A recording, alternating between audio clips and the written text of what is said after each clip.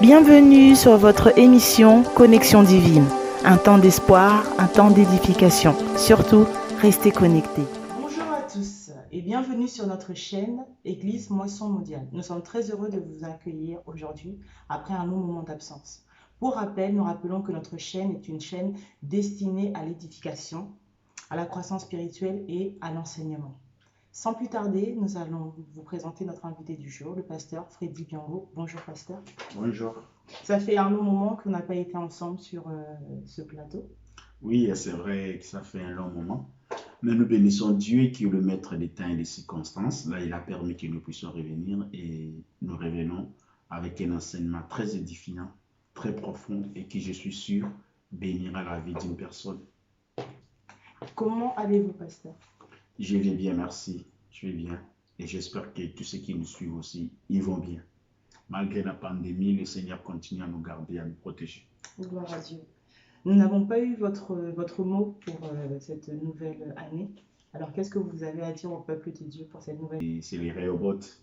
Oui. Rehoboth, ça veut dire Dieu nous a mis au large et nous allons prospérer dans les pays. L'économie céleste ne dépend pas de ce qui se passe ici sur la terre. Nous avons un Dieu qui vit au-delà des temps. Nous avons un Dieu qui n'est pas lié par la pandémie qui est en train de secouer le monde entier. Dieu est capable de nous bénir même dans ces périodes compliquées, dans ces périodes difficiles. Dieu est capable de bénir une personne. Voilà pourquoi je le déclare encore une fois, cette année, Dieu te mettra au large. Cette année, c'est les Rehoboth. Dieu va te mettre au large et tu vas prospérer dans les pays. Et cette prospérité, ça sera dans tous les domaines sentimentaux, spirituels, financiers, santé, tout. Dieu vous fera prospérer. Croyez-moi, je sais de quoi je parle. Merci pour ce mot, pour cette nouvelle année. Alors, sans plus tarder, nous allons entrer dans le thème qui nous concerne pour ce jour. Le thème d'aujourd'hui est les 7 choses que Dieu déteste. Alors, déjà, nous sommes surpris d'apprendre que Dieu déteste certaines choses. Nous avons tellement entendu parler que Dieu est amour, Dieu est bon, mais a priori, Dieu déteste certaines choses. Oui, naturellement, Dieu déteste certaines choses parce que le Dieu de la Bible, c'est un Dieu de principe. Le Dieu de la Bible, c'est un Dieu intègre. Et étant un Dieu intègre, étant un Dieu fidèle, étant un Dieu qui est dans le principe, évidemment, il y a des choses que Dieu n'aime pas. Il y a des choses que Dieu déteste. Et parmi ces choses-là, nous voulons développer cette chose, que Salomon, qui est considéré comme l'homme le plus sage, nous a enseigné. Je crois que la liste n'est pas exhaustive, mais ça sera suffisant pour nous enseigner. Voilà, il y a cette chose qui est l'Éternel. Et on dit, je vous lis tout le verset et après je vais commencer à prendre point par point. Voilà. Verset 16. Il y a 6 choses qui est l'Éternel et même 7 qu'il a en horaire. Les yeux hautains, la langue menteuse, le main qui répand le sang innocent, le cœur qui médite des projets iniques, le pied qui se hâte de courir au mal, le faux témoin qui dit des mensonges et celui qui excite des querelles entre frères. Voilà. 7 points très très importants et très capitaux qui en globalité regroupent à peu près la nature humaine dans sa globalité, n'est-ce pas? Oui, ça englobe la nature humaine dans sa globalité. Et ces choses, si nous les assimilons et si nous essayons d'éviter ces choses, ça nous permettrait d'avoir de très bonnes relations, que ce soit en famille, en amitié, dans les couples, dans la société. Et ça nous permettra de vivre en paix avec les autres. C'est très, très, très important. Et le premier point que j'aimerais développer avec vous, Dieu dit, il déteste les yeux hautains. Et je vais faire simple en disant, quand Dieu parle des yeux hautains, Dieu il parle du mépris. D'autres versions disent, Dieu n'aime pas les gens qui méprisent. Vous savez, nous sommes dans une génération où l'être humain, il est plus rempli de lui. Et la Bible dit que dans le dernier jour, les gens seront égoïstes. Du bien, du mal. Oui. Ennemis du genre du bien et tout et tout. Les gens, ils vont commencer à vous regarder par rapport à ce qu'ils pensent. Il y a bien des personnes qui aiment mépriser les autres. Et Dieu n'aime pas. Il regarde les autres des hauts, comme on dit. Quand il te regarde des hauts parce que tu n'as pas peut-être des niveaux que lui il pensait, tu parles pas comme il veut, tu n'as pas de diplôme que lui il veut, tu n'es pas issu du même milieu que lui, de la même famille, et puis certaines personnes comme ça, ils s'attardent sur ces choses, ils méprisent, ils regardent les gens du haut, ils négligent certaines personnes. S'il vous plaît, Pasteur Freddy, donc là, on parle de la discrimination. Oh, Dieu n'aime pas la discrimination non, en fonction de son rang social. Non, Dieu n'aime pas la discrimination en fonction de son rang social, de son niveau d'études. Dieu n'aime pas ces choses. Parce que dans la vie, tu ne sais pas par qui ta bénédiction peut arriver. Dieu peut te bénir par un plus faible que toi. Est-ce que vous avez un exemple dans la Bible d'une personne qui a été négligée, qui n'a pas été considérée alors que Dieu l'avait appelée à de grandes choses? Oui, oui, oui. Là, directement, je suis en train de voir un peu ces vaillants héros qu'on appelle Jephthé. Oui. Jephthé, cet homme, il était fils d'une prostituée. Et après la mort de son père, vous savez... De mauvaise naissance. Oui, oui, de mauvaise naissance. De naissance naturelle, comme les gens disent. Il est né hors mariage. Tu vois, il est né hors mariage. Et même dans nos jours, c'est aussi un souci de naître hors mariage. C'est aussi un problème. Mais en réalité, les enfants, ils sont pour rien. Lui, il était pour rien. C'est pas lui qui a demandé à son père d'aller avoir des histoires avec sa mère qui était une prostituée. Lui, il était un innocent. Et il est né dans cette famille, mais à cause de cette naissance-là, ses propres frères ont commencé à lui faire la guerre. Ses propres frères ont dit, toi, tu ne vas pas hériter avec nous. Discrimination. Discrimination. Ils l'ont méprisé. Toi, t'es qui? Ta mère, c'est une prostituée. Toi, tu ne vas pas hériter. Alors qu'en réalité, il avait droit à l'héritage aussi. Parce qu'il était fils de son père. Au même pied que tous les autres. Peu importe que sa mère soit une prostituée ou pas, c'était le fils de son père. Et il portait le nom de la famille. Ils ont dit niet, c'est pas question. Ils l'ont méprisé. Ils l'ont chassé même. Ils ont chassé Jephthé. Il dit, toi, tu n'hériteras pas avec nous. Ils l'ont chassé. Et lui aussi, il est parti. Et là où il était parti, il a mis ses talents, il a mis le don, il a mis sa force en exergue. Il était en train de faire la guerre. Il est devenu un homme puissant, un vaillant héros. Et ce même frère qui l'ont méprisé hier, le même frère qui l'ont chassé, ils ont appris que votre frère, Dieu l'a béni, votre frère, il est devenu un vaillant guerrier, c'est un homme de guerre, il est fort. Et ils sont allés chercher Jephthé pour dire, viens faire la guerre pour nous. Il dit, mais vous m'avez chassé, vous n'avez pas cru à mes capacités, vous m'avez éloigné de l'héritage de mon père. Je veux bien aller combattre avec vous, mais à une seule condition. Il dit, je vais combattre, mais j'irai devant Dieu que si je rapporte la victoire, je serai votre chef. Voilà comment les choses changent. Voilà. Ce sont ce genre de choses que Dieu fait dans la vie des hommes et des femmes, puisque dans la Bible, il y a eu l'histoire de plusieurs personnes qui ont été soit négligées, mais donc méprisées. On peut parler de Joseph, d'Esther, de David. Et est-ce que vous pensez que Dieu a une attention particulière pour les personnes qui subissent ce genre de châtiment? Oui, Dieu c'est un Dieu des faibles. Et la Bible dit même, il a pris des choses faibles. Il a pris des choses viles pour confondre les choses fortes. Dieu, il est comme ça. Tu vois, Dieu, c'est le Dieu des délaissés. Oui. C'est le Dieu des sans-abri. C'est pas pour rien qu'il se proclame dans la Bible comme étant le Dieu des orphelins, le mari des veuves, le père des orphelins, les gens qui sont faibles, les gens qu'on a rejetés, les gens qu'on a méprisés. Et j'aime le dire, et c'est biblique, le royaume de Dieu ne vient pas de manière à frapper l'œil. Beaucoup de gens sont passés à côté des grandes bénédictions, beaucoup de gens sont passés à côté des grandes connexions parce qu'ils ont méprisé des gens que Dieu avait mis sur leur chemin par rapport à d'autres considérations. Tu vois, la personne, il ne s'est pas présenté de la manière dont lui, il pensait. Alors que Dieu était derrière cette personne-là. Le grand Dieu, il se cache souvent dans de petites choses. Même le Seigneur Jésus, quand il est arrivé, il n'est pas né dans le palais royal, mais il est né dans une étable. Et la Bible dit qu'il a cru que c'était lui. Il s'est levé au milieu de nous comme une faible plante. Quelqu'un qu'on avait méprisé, abandonné. L'homme de douleur est habitué à la souffrance. Il a cru que c'était lui. Personne ne pouvait croire que c'était lui. Mais cependant, c'était lui. C'est pourquoi c'est important de valoriser tout le monde. Et la Bible dit même un chien vivant vaut mieux qu'un lion mort. Et voilà, vaut mieux qu'un lion mort. Tu ne sais pas. Un jour, David est allé faire une guerre comme d'habitude. Et à son retour, il a trouvé qu'on avait brûlé la ville et qu'on avait amené captifs tous les habitants de la ville, ses enfants et ses femmes aussi.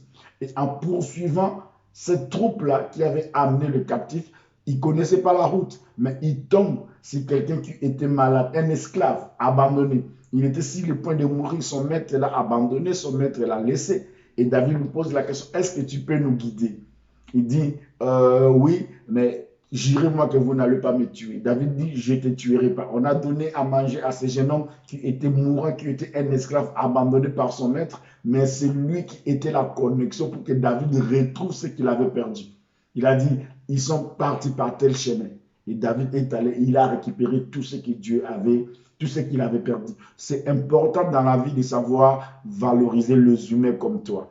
Il ne faut pas seulement valoriser les gens parce que tu peux avoir un intérêt chez eux plutôt. Il ne faut pas valoriser les gens parce qu'ils ont l'argent, parce qu'ils ont une certaine notoriété ou parce qu'ils ont une certaine classe. Mais du fait des gens qui soient les humains comme toi, ils ont été créés à l'image de Dieu. Ils méritent la considération. Et quand tu méprises les gens, Dieu n'aime pas.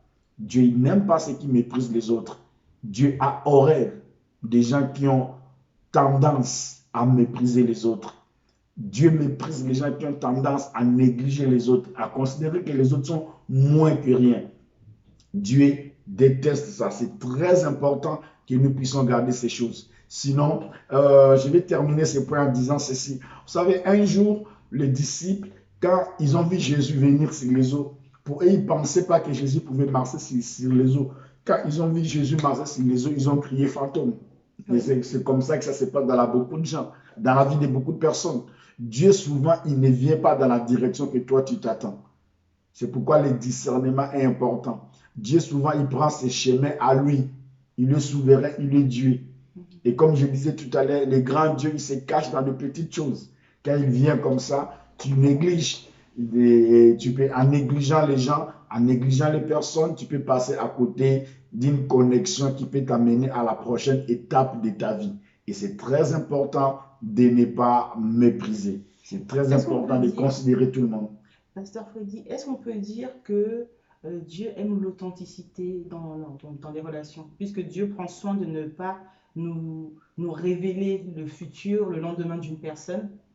Est-ce que cela peut être aussi une façon pour Dieu de nous interpeller et de nous apprendre à aimer une personne dans son authenticité sans connaître son avenir?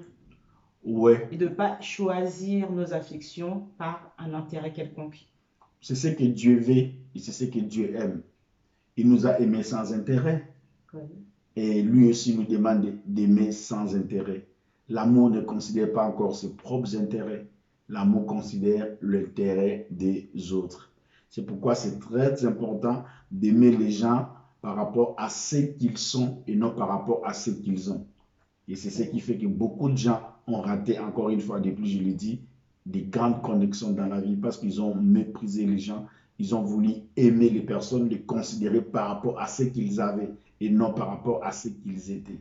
Et c'est très, très, très important, ce genre de choses. Dieu te laisse comme ça, parce que Dieu veut voir l'authenticité, comme tu dis. Dieu veut voir, est-ce que ton amour est vrai? Est-ce que ton amour est sincère? Parce que quelqu'un qui est avec toi quand tu n'es rien, il pourra être avec toi quand tu es quelqu'un. Et j'aime dire aussi, les gens qui croient en toi, quand tu n'es rien, ces personnes-là, ils méritent une place spéciale dans ta vie. Ces gens de personnes, ce sont des grandes personnes, ce sont des personnes majeures, ce sont des personnes mûres.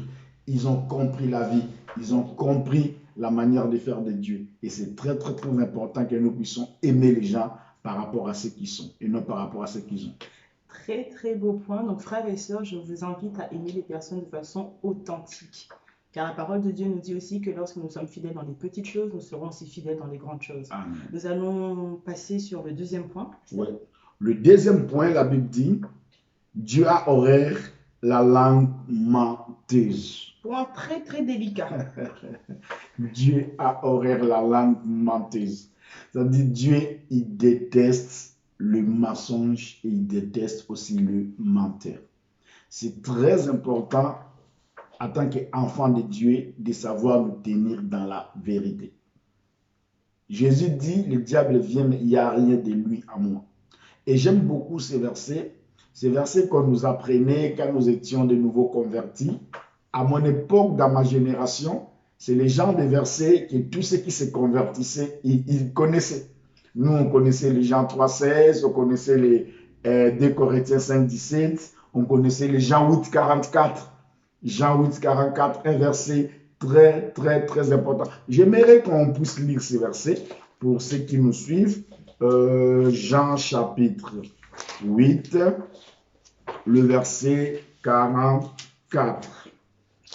Jean 8, 44, le Seigneur Jésus dit ceci: vous avez pour père le diable et vous voulez accomplir les désirs de votre père. Il a été meurtrier dès le commencement et il ne se tient pas dans la vérité, parce qu'il n'y a pas de vérité en lui. Lorsqu'il profère les mensonges, il parle de son propre fond, car il est menteur et le père du mensonge. Voilà, le père du mensonge, c'est le diable. Et quand il profère le mensonge, il parle de son propre fond. Et Jésus a dit que nous ne devons pas nous ressembler au diable. Jésus dit que dans le diable, il n'y a point de vérité. Il n'y a que le mensonge. C'est important, en tant qu'enfant de Dieu, de savoir se tenir, comme je disais tout à l'heure, là, dans la vérité. Et il est dommage que nous sommes dans une génération où la Bible dit « les hommes feront semblant d'aimer Dieu ». Les gens feront semblant d'aimer les choses de Dieu, mais ils vont régner ce qui a fait la force. Moi, ça m'étonne où on est dans une génération où il y a des personnes, dès qu'ils te disent bonjour, tout ce qui reste après le bonjour, ce n'est que du mensonge. Il y a des gens qui vous mentent comme si... ça fait c'est le mensonge. Mais, il n'y a rien de vrai. Juste une petite question, pasteur. La nature de l'homme, l'homme est quand même un pécheur de nature, car nous avons la nature adamique en nous. Donc, est-il possible pour un homme de ne pas mentir? Je dirais oui, mais dans la majorité des cas, non. Tout le monde ment. Étant enfant, on ment, des enfants de 2 ans, de 3 ans, de 4 ans. Donc est-il possible de ne pas être considéré comme menteur? Voilà. J'aimerais expliquer quelque chose pour que ça soit très bien et que les gens comprennent. En tant qu'humain, il est difficile que quelqu'un puisse faire toute sa vie, ça veut dire un mensonge. Oui. Il y a une différence entre être un menteur et dire un mensonge. Il peut arriver à tout le monde, en tant qu'humain, il peut arriver. Si moi qui te parle, je te dis que je n'ai jamais dit un mensonge dans ma vie, je serai un menteur et la vérité de Dieu n'est point en moi. Mais ce que je sais que je ne suis pas un menteur. Ici, on parle des gens qui sont des menteurs. Toute sa vie, c'est le mensonge. À part le bonjour qui sort de sa bouche, tout ce qui suit, c'est le mensonge. Et il y a des gens qui mentent même pour rien. Vous voyez, il y a des personnes qui disent non, toute vérité n'est pas bonne à dire. Oui, tout à fait. Voilà, mais moi, ma Bible n'a pas dit que toute vérité n'est pas bonne à dire. La Bible dit, dites-vous la vérité dans l'amour. C'est-à-dire, il y a une manière de dire la vérité. Mais cette vérité-là aussi, ça demande beaucoup de sagesse. Oui, puisque nous pouvons nous retrouver face à des situations où la vérité peut être dite, mais où la vérité va détruire. Comment agir? Voilà. Si nous sommes en face d'une situation où dire la vérité peut exploser le couple, exemple, allumer le feu, amener du désordre, c'est en ce moment-là que tu as besoin plus de la sagesse. Tu vois, tu as besoin de la sagesse. Parce que la vérité, sans sagesse, ça peut compliquer aussi la vie. Dans ces choses, il y a des écoles que j'aime beaucoup et que je parle tout le temps. Dans cette école de vérité, il y a l'école du prophète Nathan et il y a l'école du prophète Jean-Baptiste. David tue son militaire et il prend sa femme. Oui. Et Dieu demande au prophète Nathan d'aller reprendre le roi David. Et vous savez qu'un roi, il a le droit de la vie ou de la mort sur ce sujet.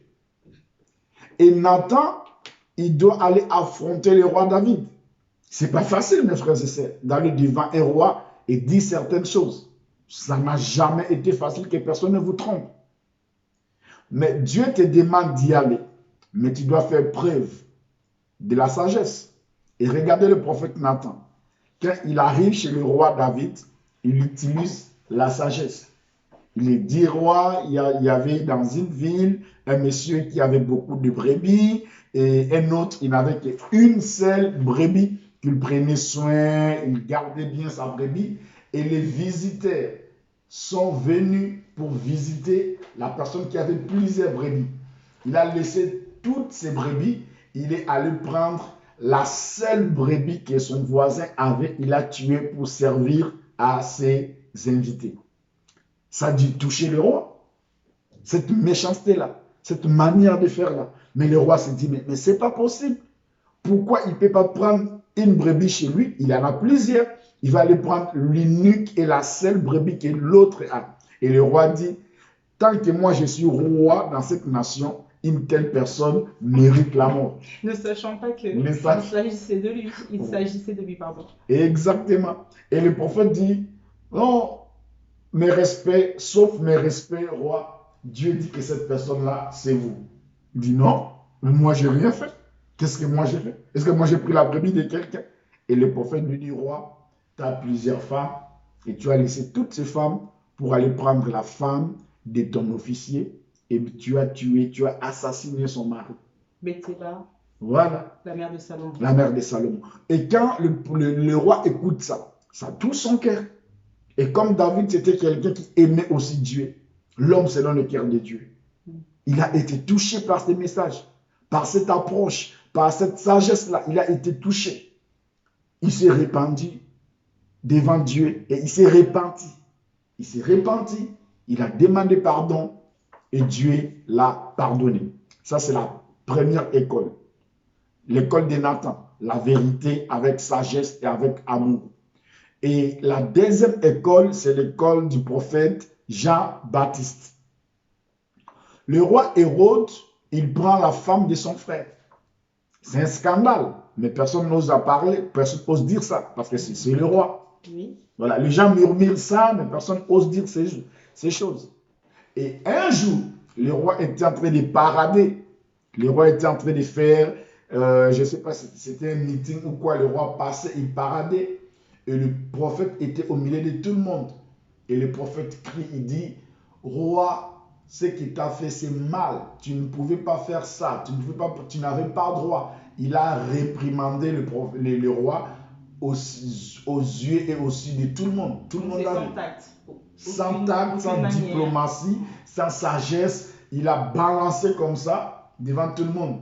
Bon, le roi aussi était un homme, il était un peu souple, tu vois. Et nous savons que nos mamans, nos sœurs, nos femmes, tu vois, la femme, ce sont des gens émotionnels.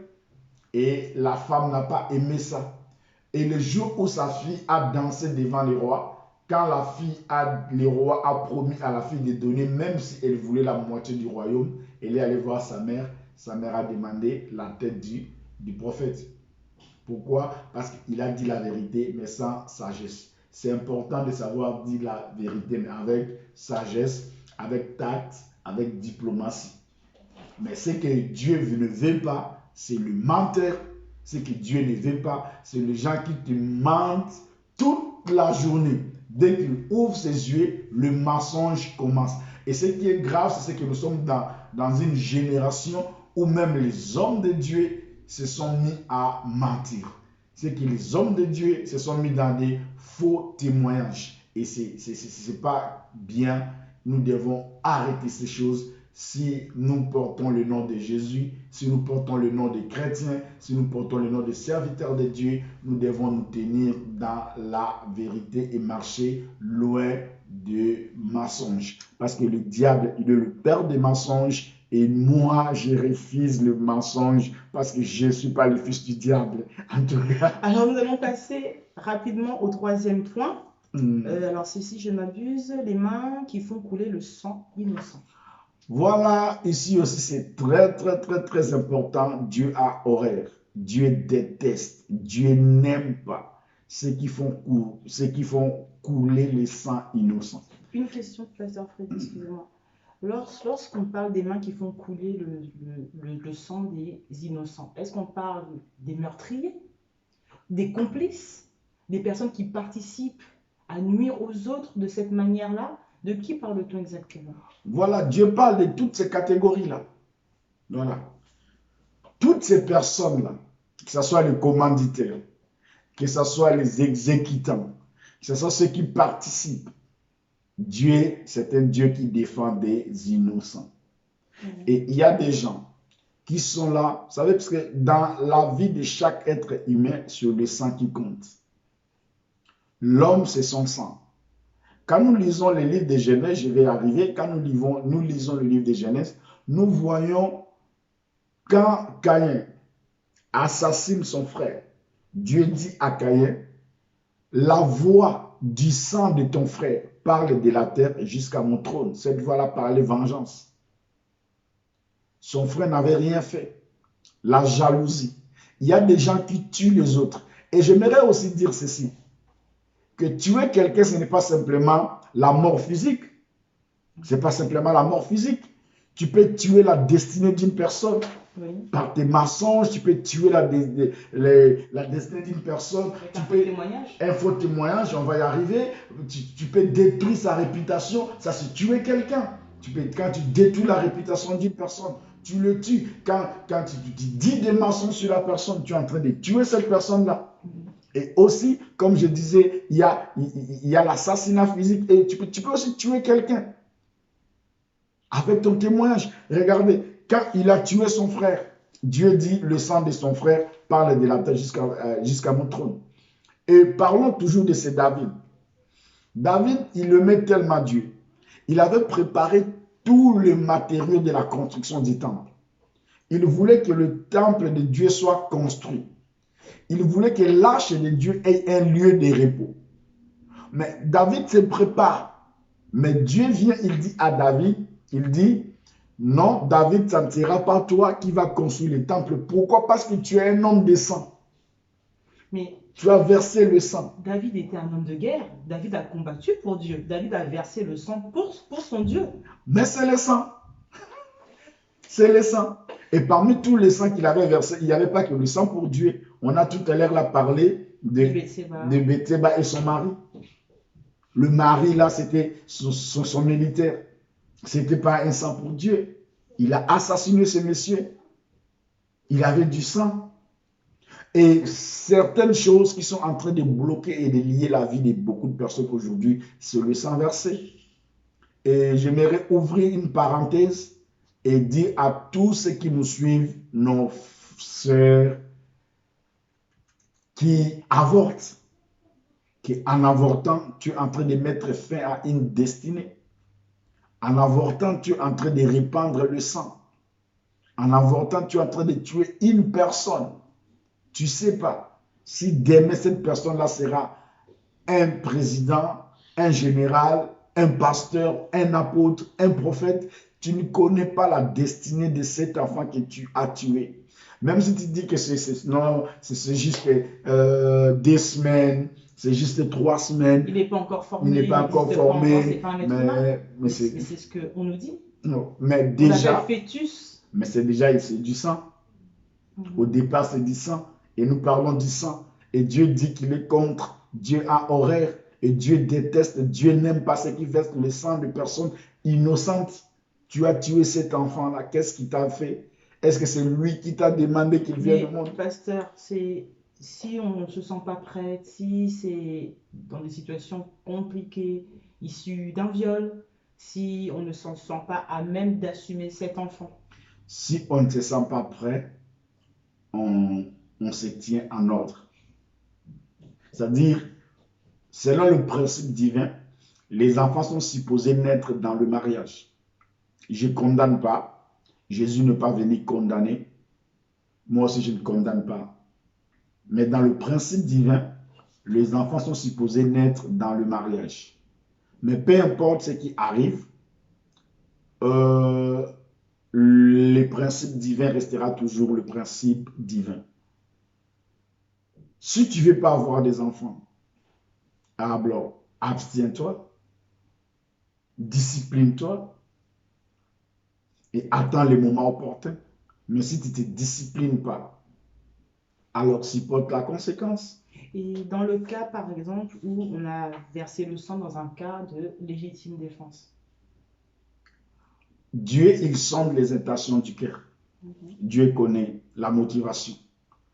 À supposer que quelqu'un vient t'agresser chez toi à la maison avec une arme à main, couteau, à te défendre, tu tapes quelque chose, tu meurs.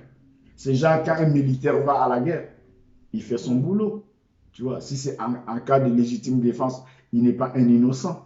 On dit les gens qui versent le sang de personnes innocentes. Mais la personne qui est venue t'agresser, qui a voulu te tuer, tu t'es défendu. Ça, ce n'est pas une personne innocente, c'est une personne qui voulait ton mal. Tu t'es défendu. Et Dieu, il connaît l'intention. Ce n'était pas prémédité. Ce n'était pas l'intention de tuer cette personne-là. Mais c'est cette circonstance-là qui a fait que ça soit comme ça. C'est pourquoi, en revenant à ce que je suis en train de dire, j'insiste. Arrêtez d'assassiner les enfants. Je me rappelle, vous savez, nous les hommes de Dieu, souvent, on voit des choses.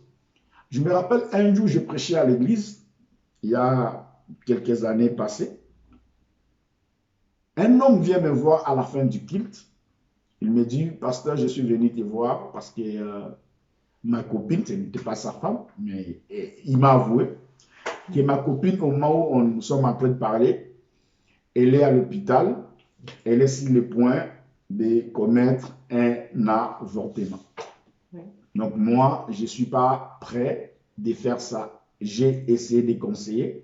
La fille, elle ne m'écoute pas, elle est allée à l'hôpital. Je suis venu te voir si tu peux faire quelque chose. Heureusement que ce n'était pas très loin de là où moi je vivais. Je suis allé à l'hôpital et j'ai vu la dame, elle était déjà sur le lit, prête à avorter. Et je l'ai exhortée sur la conséquence de ce qu'elle allait commettre comme acte. Je lui ai dit, tu vois, ces choses-là peuvent compliquer ta vie, peuvent compliquer ta destinée. Souvent, des fois, nous accusons des sorciers, nous accusons des familles, nous accusons des diables, nous accusons les diables, nous accusons les démons. Mais certaines choses aussi, certains blocages aussi dans nos vies sont les conséquences des actes que nous-mêmes nous avons posés. Parce que quand tu verses le sang, ce sang-là parlera contre toi.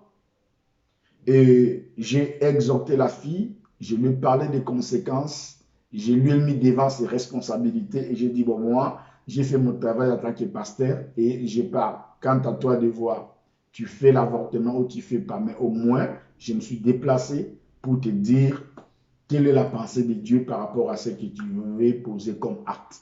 Je suis parti. Dieu merci, elle m'a écouté, elle a arrêté son acte et aujourd'hui, elle a une belle fille et elle est tellement fière de cet enfant. Elle a appelé cet enfant-là Blessing. Et voilà, elle est fière quand elle voit l'enfant, elle dit, ah voilà, et des fois pourri. Je dis, tu vois, aujourd'hui tu es fière d'elle. Mais sinon, hier, tu étais sur les points de la tuer. Dieu est merveilleux. Nous allons passer rapidement au quatrième point. Voilà. Les pieds tournés vers le mal. Voilà. Avant qu'on arrive aux pieds qui tournent vers le mal, c'est le cœur qui médite des projets. Avant. Ah, pardon. Voilà. Donc le cœur. Le cœur qui médite des projets malveillants, des projets iniques, des projets diaboliques, disons. C'est vrai, nous sommes dans une génération compliquée. Même le Seigneur Jésus a dit, méfiez-vous. Jésus a dit, sauvez-vous de cette génération perverse. Cette génération, c'est une génération où toi, tu n'as pas de problème avec les gens, mais les gens ont des problèmes avec toi. C'est ça la génération perverse. Oui, c'est une génération où toi, tu n'as rien fait, mais les gens ne veulent pas te voir réussir. C'est une génération où tu n'as rien fait, mais les gens ne veulent pas ton bonheur. Et ces personnes, on les retrouve même dans nos familles. Mais c'est ce qui est dommage. Dans nos familles, au travail. Dans nos familles, au travail, à l'église, dans le quartier, dans le voisinage. Tu n'as rien fait, mais il médite le mal pour toi. Il attend d'abord. On va voir s'il va réussir. Vraiment, s'il échoue, nous, on sera contents. On va voir. Les gens sont là, ils sont en train de faire des calculs. Et Dieu n'aime pas ce comportement. On va voir ce qu'il fait là, ça va échouer. On lui a dit de ne pas faire. Il s'abstient, il veut faire. Il va échouer, nous, on va rire. Dieu n'aime pas ce genre de cœur-là. Dieu n'aime pas. Dieu n'aime pas. Le cœur haineux. Voilà, le cœur haineux qui médite le mal, qui médite le projet contre les gens. Toi, tu es là. Vous savez, ce genre de personnes, même la Bible dit, ils te diront, mange et bois. Mais son cœur n'est pas avec toi. Ce genre de personnes, ils te sourient, mais son cœur est loin de toi. Ce genre de personnes sont des gens de personnes qui méditent le mal. Tu n'as rien fait, mais lui déjà, il médite le mal. Combien de personnes ont été assassinées, ont été empoisonnées par des personnes qui faisaient confiance? Comme des Judas qui étaient assis comme naturel. Jésus, mais qui avaient prévu de le livrer. Naturellement, comme Judas, la personne que le Seigneur aimait. Parce que donner la caisse de ton organisation à une personne, c'est-à-dire c'est une personne de confiance. Personne de confiance, une proche, bien sûr. Une proche. Comme je l'ai toujours dit, quand on te donne le pouvoir, ça argent, c'est de la sorcellerie. Parce que l'argent nous permet d'accomplir nos rêves, nos visions. L'argent répond à tout, comme dit la Bible. Quand tu es dans une organisation, on te donne la caisse de l'organisation. C'est-à-dire que tu es une personne digne de confiance. Oui. Et moi qui suis africain, je sais que dans nos pays africains, quand un gouvernement est sur le point de sortir, le ministère le plus convoité, à part la primature, c'est le ministère des Finances. Parce qu'on sait que c'est lui qui décide. C'est lui qui gère l'argent. Voilà, c'est lui qui gère l'argent. Mais Jésus, il a pris la caisse de son organisation, il a donné ça à Judas. Mais tandis que lui, il était là, Judas avait déjà des projets contre lui. Projet de les vendre. Il est déjà allé prendre l'argent pour le vendre, mais Jésus ne savait pas. Il méditait le mal. Il méditait le mal. Il y a des personnes comme ça. Tu souris à la personne, mais lui déjà dans son fond intérieur, dans son cœur, il médite le mal contre toi. Il te souhaite du mal. Il te souhaite la mort même. Il y a ceux qui te souhaitent même la mort. Il y a ceux qui te souhaitent même une arrestation. Il y a même ceux qui te souhaitent même un divorce. Il y a ceux qui te souhaitent je ne sais pas quoi. Dieu n'aime pas ce genre d'attitude. Et le mal, c'est qu'à la fin de tout ça, tu vas voir ces personnes-là, ils prennent leur Bible, ils vont à l'église, ils prient, ils s'appellent, ils disent qu'ils sont des chrétiens, mais ils ne veulent pas le bien des autres. Ce que Dieu n'aime pas, les gens qui méditent le mal. Tu vois, tu ne peux pas méditer le mal contre quelqu'un. Et souvent, des fois, les gens qui nous méditent le mal sont des personnes avec qui nous vivons en paix. Oui. Toi, tu es en paix avec la personne, mais déjà dans son cœur, il médite le mal. Et ça fait partie des choses que Dieu n'aime pas, que Dieu déteste, les choses que Dieu en a horreur, comme dit la Bible. 5e point, Pascal. 5e point, le pied qui se hâte de courir au mal.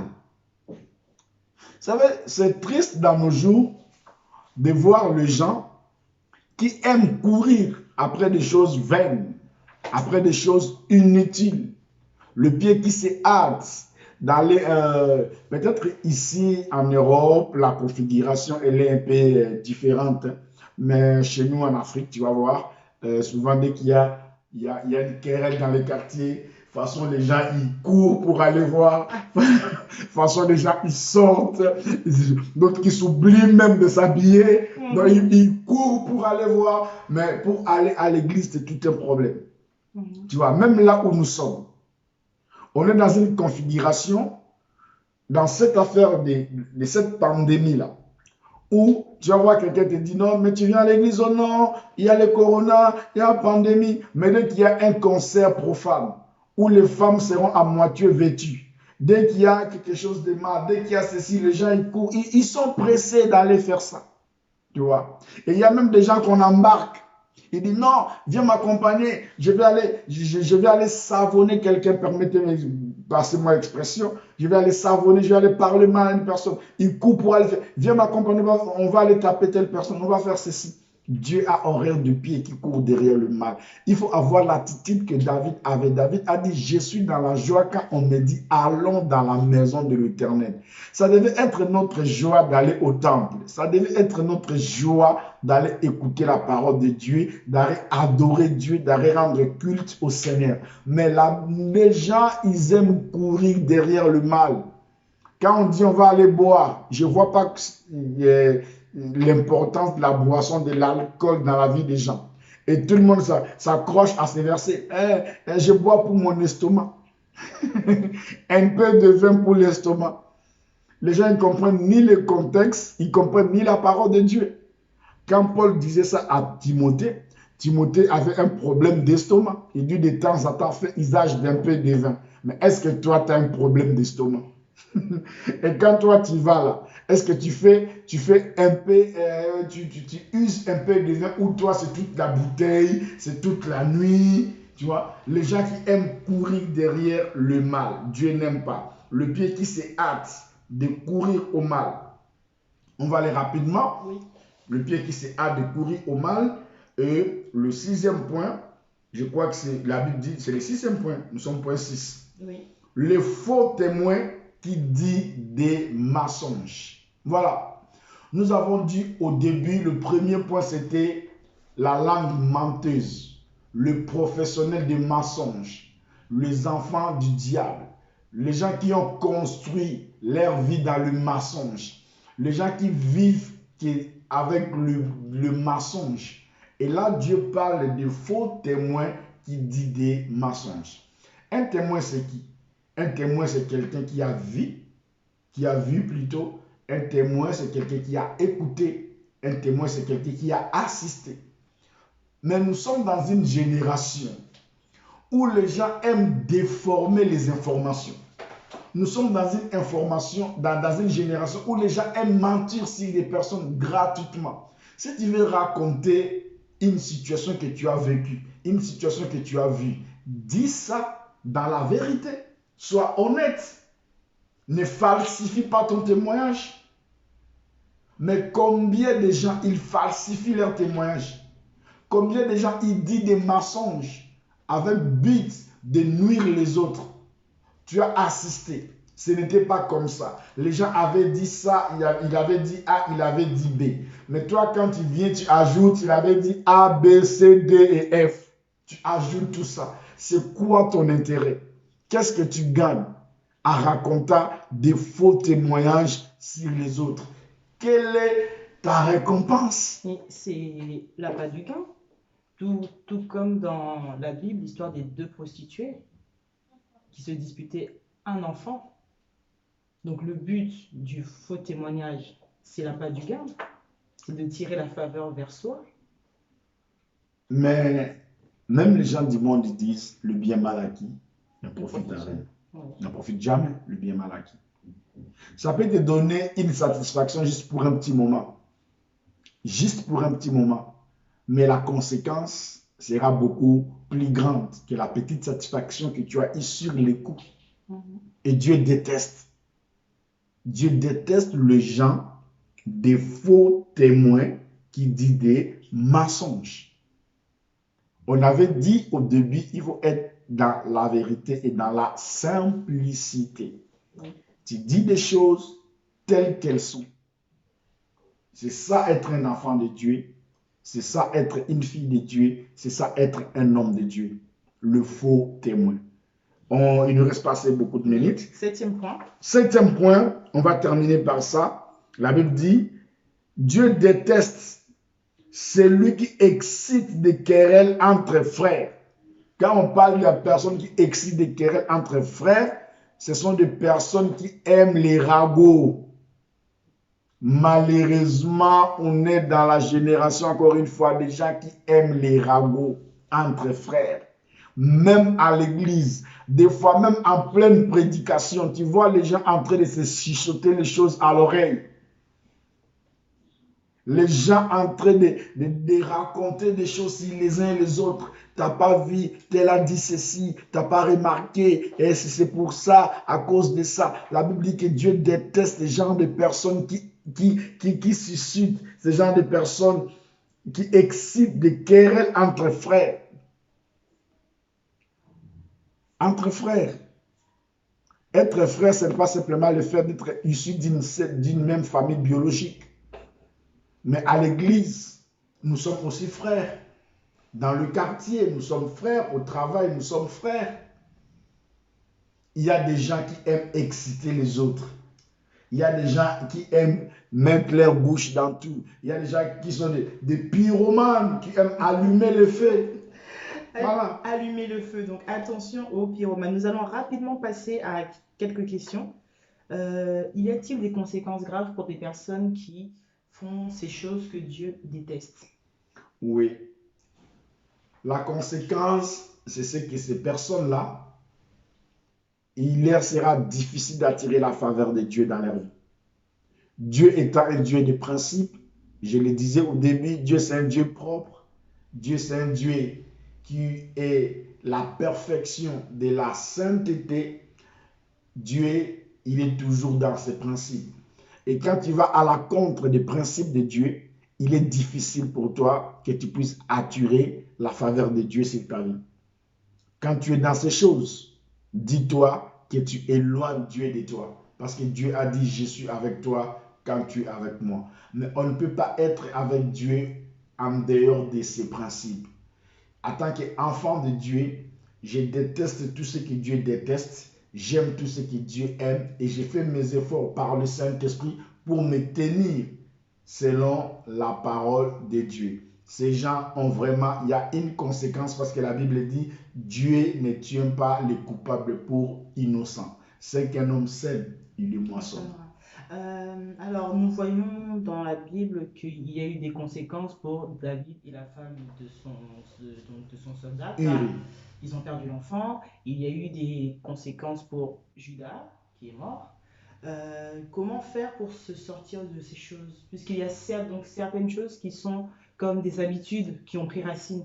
Comment faire pour se débarrasser de ces mauvais comportements? Voilà, comme on l'a toujours dit, la délivrance commence par la prise de conscience. Il faut que tu prennes conscience.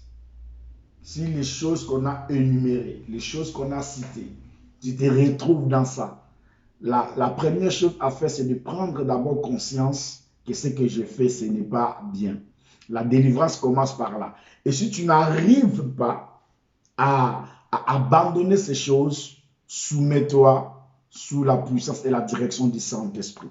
La Bible dit, ce n'est ni par la force, ce n'est ni par la puissance, mais c'est par mon esprit. Demande au Saint-Esprit de t'aider. Demande au Saint-Esprit de te donner la force. Si tu fais cette prière avec foi, avec confiance, et si tu as la volonté de sortir de ces choses, Dieu te fera grâce, Dieu te pardonnera et tu sortiras de ces choses. Mais déjà, il faut que tu prennes conscience et que tu demandes pardon. La Bible dit, celui qui avoue ses transgressions et qui les délaisse obtient miséricorde. C'est-à-dire, si tu n'avoues pas et que tu ne délaisses pas, la miséricorde est loin de toi. Mais si tu avoues et tu délaisses, tu obtiendras la miséricorde de Dieu. La grâce de Dieu est toujours disponible. Comment faire, pasteur, pour les personnes qui sont donc appelés communément des païens? Parce que la Bible nous dit que les plus forts soutiennent les plus faibles. Mais dans la vie de tous les jours, on nous dit que nul n'est censé ignorer la loi. Mais il y a quand même des personnes qui sont ignorantes de la parole de Dieu et qui tombent dans ce genre de choses, ou qui en sont victimes, ou dans une forme de dépendance. Comment peuvent-ils faire pour ces personnes, se repentir, d'une situation qu'ils ignorent être détestés de Dieu? Voilà, pour ces personnes-là, ceux qui nous suivent déjà, si tu ne savais pas maintenant, tu as l'information. Si tu ne savais pas que c'était mal ce que tu faisais, Dieu a permis que tu tombes sur cette émission, que tu tombes sur ces messages, sur cet enseignement, pour que tu saches que ce que tu fais est mal et que tu te répandes. Et pour le païen, comme tu dis là, la première des choses, c'est d'abord accepter le Seigneur Jésus comme ton Seigneur Sauveur personnel. Tu acceptes Jésus comme ton Seigneur Sauveur personnel, il pardonne tes péchés, tu vas naître de nouveau dans le royaume de Dieu. Et en naissant de nouveau, toutes ces choses-là vont passer. Selon qu'il est écrit, si quelqu'un est en Christ, il est une nouvelle création, les choses anciennes sont passées, voici toutes choses sont devenues nouvelles. Quand tu viens dans le Seigneur, tu acceptes Jésus, tu le confesses comme ton Seigneur et Sauveur personnel, il vient dans ta vie, il pardonne tes péchés et pour te permettre de marcher en nouveauté des vies. Pour te permettre de marcher en nouveauté de vie. Donc, j'invite tous ceux qui ne connaissent pas encore le Seigneur Jésus de donner leur cœur au Seigneur Jésus. Et tous ceux qui connaissent le Seigneur et qui sont dans ces choses, de s'y repentir et de demander la force qui vient du Saint-Esprit afin que ces personnes-là puissent marcher d'une manière digne du Seigneur et qu'ils puissent produire le fruit digne de la repentance. C'est à quoi Dieu nous attend. Le Seigneur Jésus a dit, repentez-vous et produisez des fruits dignes de la repentance. Alors, pour finir sur une note plus positive, y a-t-il une importance ou des avantages à faire des choses qui plaisent à Dieu? Oui, il y a vraiment des avantages en obéissant au Seigneur, en faisant des choses qui plaisent à Dieu. Quand tu as un enfant à la maison qui t'obéit, un enfant respectueux, un enfant sage, un enfant intelligent, tu auras la facilité à faire du bien à cet enfant. Oui. Tu vois, je vois des mères conscientes, souvent, ils récompensent les enfants. Ils disent parce que tu m'as aidé, parce que tu as fait ceci, voilà ta récompense.